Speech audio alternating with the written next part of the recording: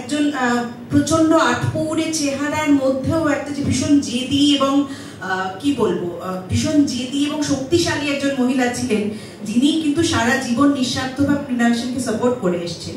তার জীবনে তো মানে কম ওঠা পড়া যায়নি, সবটাই পাশে থেকে বন্ধুর মতো যেভাবে সাপোর্ট করে এসেছেন, সেই গল্পগুলো আমাকে খুব উদ্বুদ্ধ করেছিল। সত্যি আমরা তো ছোটবেলায় এইসব শুনে এরকম ছবি দেখেই তো বড় হয়েছি, তো মনে হয়েছিল যে এই ছোটবেলাটাকে যা যা দেখেছি, যা যা শুনেছি, কোথাও একটা সেলিব্রেট করতে পারবো এই ছবিটায় পার্ট হতে পারলে, সেই জন্যই এই ছবিটা করা। সুভাষিস দা AKA মুকুল বাবু, তাই তো? মুকুল বাবুর চরিত্রটা পেয়ে ভালো লেগেছিল? ভালো তো নিশ্চয়ই লেগেছিল। অঞ্জন দত্তর সঙ্গে এর আগেও কাজ করেছি, ছবি করেছি, এবং সেটাও একটা ইন্টারেস্টিং ছবি, দত্ত ভার্সেস দত্ত করেছিলাম। তার আগে একটা সিরিয়াল করেছিলাম।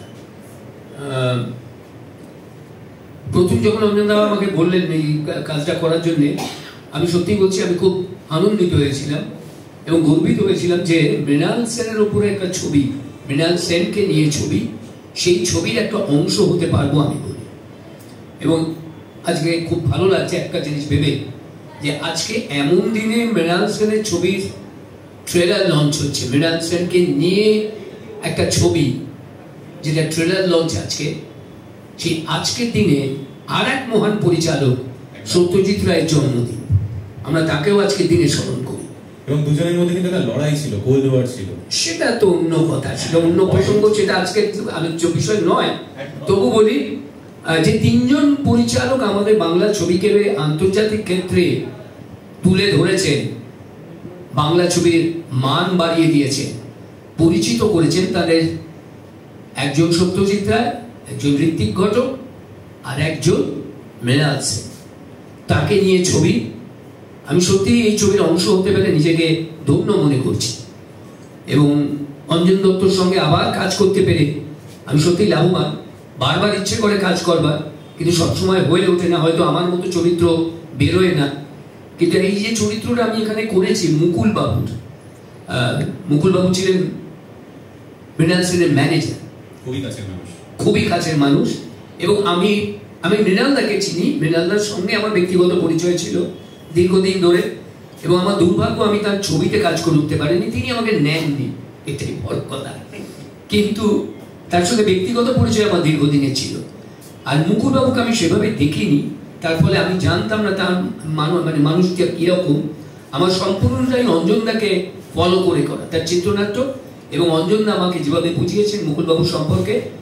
এবং এটা বলতেন যে মুকুলবাবু নাকি অঞ্জনদাকে ভীষণ শাসন করতেন প্রতিটা সময়, মানে একটু এদিক ওদিক হয়ে গেলেই মুকুলবাবু যদি কারোর উপর রাগ হয় এসে অঞ্জনদাকে আগে জানতেন।